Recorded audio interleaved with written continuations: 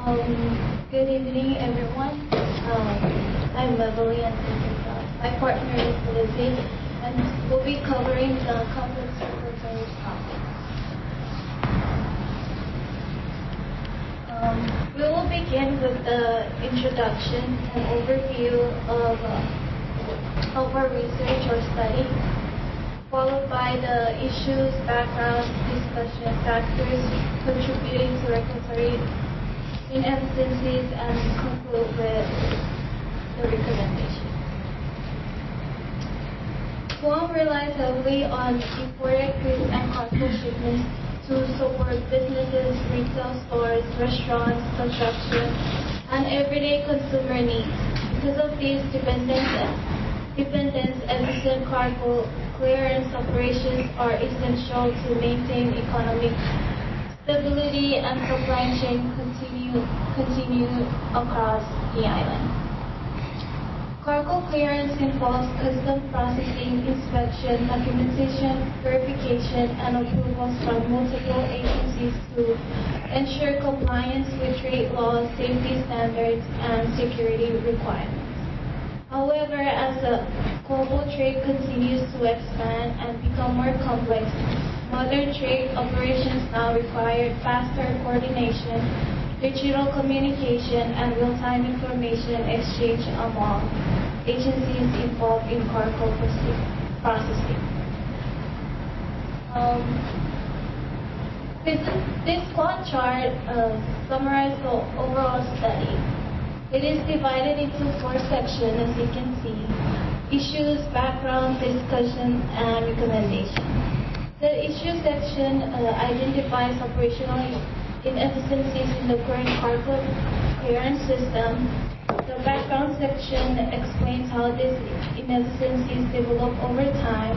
The discussion section analyzes the real-world impact of these inefficiencies on trade and supply chain performance.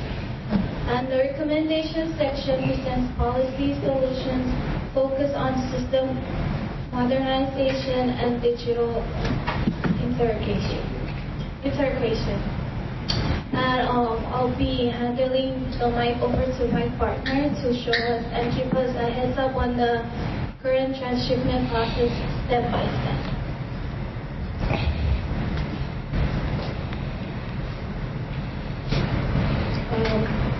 Good evening, everyone. Thank you, Ms. Mevaly. As Mevaly mentioned, I will be talking about the current transshipment process. So, according to the WIT Guam, this chart illustrates Guam's current cargo clearance workflow. The process begins when a vessel arrives on Guam, at which point the importer must manually submit all requirements and documentations to the customs and quarantine agencies, to include the bill of lading, commercial invoice, business license, and any other special permits. Cargo is then moved into the port yard, which is controlled by the Port Authority of Guam. At this stage, the cargo is physically present on island, but no regulatory processing has been completed beforehand. CQA then conducts a document review to determine whether inspection is required. This decision is based on commodity type, risk indicators, and regulatory requirements. If an inspection is required, the cargo must be moved to a container freight station or other inspection areas. If no inspection is required, CQA issues a release decision. The final step in the process is the Port Authority release, which allows the cargo to exit the port yard. Because each step occurs sequentially and depends on the completion of the previous step, delays accumulate quickly. This model results in clearance times ranging from 24 hours to 5 days, depending on agency workload and port congestion. This entire process has created several major issues within Guam's regulatory system. The current regulatory system faces several structural inefficiencies, including fragmented agency coordination, reliance on manual documentation, limited automation, and lack of real-time cargo visibility. These issues reduce transparency, slow decision-making, and create delays in cargo movement throughout the clearance process. These challenges developed because Guam's regulatory system was originally designed around traditional administrative processes rather than integrated digital trade system. Each agency operates independently with separate procedures and documentation requirements. As cargo volume increased over time, the system did not evolve at the same pace. As a result, the current framework struggles to meet the demands of modern trade, which requires integrated system, real-time coordination, and digital processing capabilities. The impact of these inefficiencies extends beyond administrative delays and directly affects Guam's supply chain performance and economic activity. Businesses experience higher operational costs due to extended storage time, delayed shipments, and inventory disruptions. Limited system integration also reduces transparency and slow coordination during peak shipping periods. These structural limitations weaken supply chain reliability and reduce Guam's competitiveness compared to more digital advanced regional ports. And with that, to improve Guam's cargo clearance system, the focus should be on integrated digital transformations supported by proven international models. Guam should implement a single window system where all cargo documentation and approvals are processed through one centralized platform. Singapore's TradeNet system demonstrates how this improves coordination and reduces clearance time through unified agency access. The system should transition to full paperless trade by all documentation processes. South Korea's Trade Hub system shows how this improves accuracy and reduces administrative delays. Customs operations should be modernized using automated systems such as the Asikuda system, which is used in countries like Vanuatu or Papua New Guinea to support electronic submissions and automated risk assessment.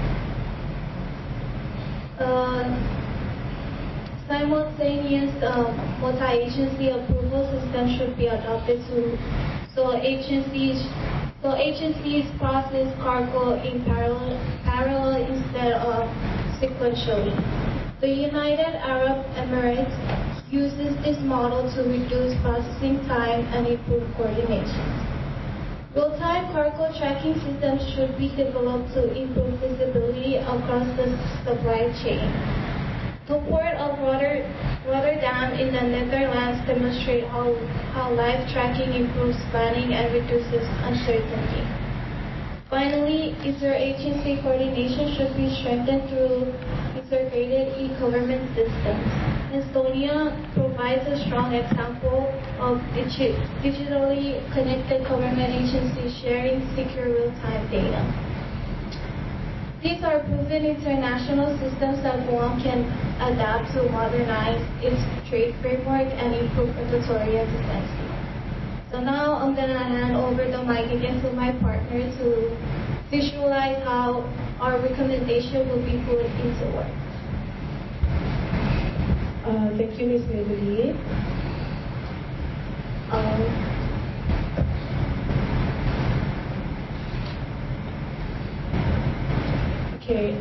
So as you can see in this chart, the new model introduces a much more modernized system that uses digital processing, pre-arrival submissions, and automated risk scoring and value-added operations to improve efficiency. Unlike the current system, this model operates in parallel instead of sequentially, meaning agencies can process information simultaneously before the cargo arrives on Guam. Under this system, carriers electronically submit applications, permits, and shipment data about 24 to 72 hours before the vessel arrives through the Asikuda system. The Asikuda system is an automated system for customs data. It's an electronic custom management platform developed by the United Nations Conference on Trade and Development to modernize and automate customs clearance and international trade processes. So once submitted through this system, CQA conducts pre-arrival risk scoring, which will take around 5 to 30 minutes. Yard assessments, yard assignments, VOA routing, and inspection scheduling can also be completed before the vessel docks, reducing delays at the port. On arrival day, low-risk cargo may automatically clear and move directly to the yard within 2 to 6 hours. Medium-risk cargo may undergo document review and random inspections within 6 to 12 hours, while high-risk cargo may require pre-scheduled return inspections, which will last around 12 to 24 hours. For cargo routed through value-added operations, additional activities such as sorting, relabeling, repackaging, and outbound applications can be prepared around 2 to 12 hours depending on cargo complexity. Overall, this new model drastically reduces cargo dwell time and port congestion by shifting much of the compliance process through the pre-arrival stage. So with this model, the low-risk cargo will save time from around 6 to 12 hours.